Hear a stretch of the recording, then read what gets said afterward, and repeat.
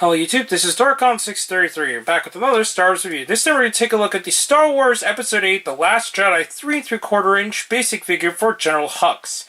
Now, actually having this figure for a little while, I actually am quite impressed compared to what we've seen with the first release. At first, I didn't really feel that way, but just playing around with him some more made me realize I think this is definitely a better sculpt overall, which we'll get to why I think so in a minute. Before anything else, we're going to take a look at the card, as normal.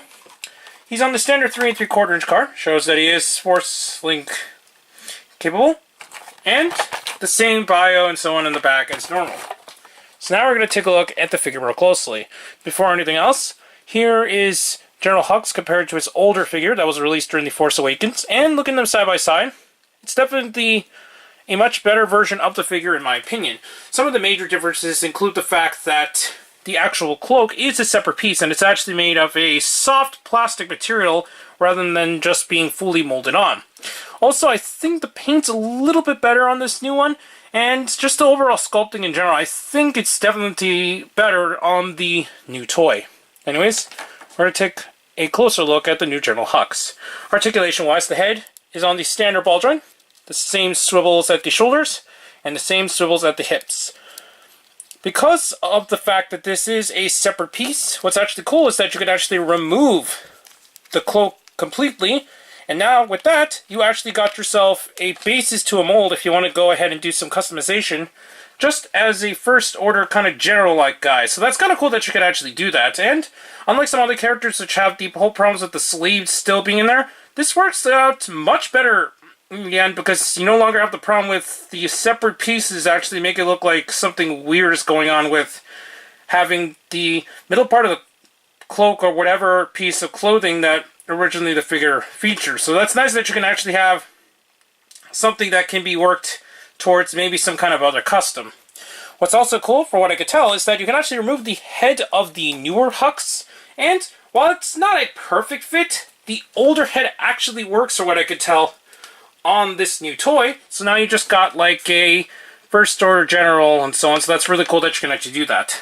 Also, we're just going to quickly attach the cloak back on, and we're going to take a look at it again with the cloak attached. So let's just reattach the cloak back onto his body.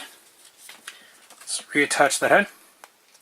And now we got Hux fully together, so I think this works out as a much better Hux overall than what we've seen with the first release.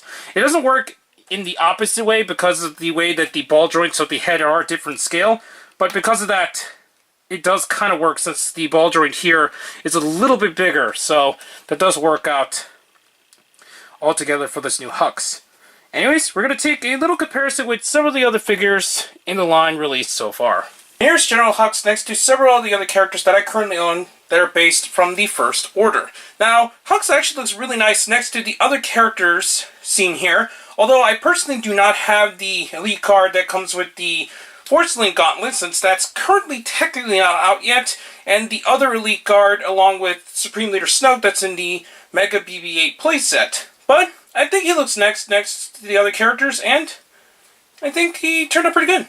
And now that we got the figures out of the way, we're actually going to look at the other accessory that General Hux includes, and that is this little Mouse Droid. Upon further inspection, this Mouse Droid is actually a different mold altogether compared to the other releases of the Mouse Droid we've seen in the past.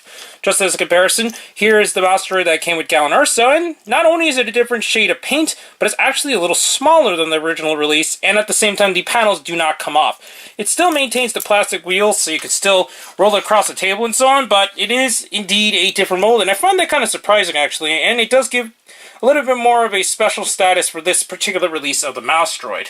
Anyways, that covers my review for the 3.75 inch General Hux. For those who have the original release, I guess this is coming down to preference if you want to get the newer version of the character, but in my opinion, I think this is a far superior mold since they went ahead and actually made separate pieces instead of being a static piece for the entire body.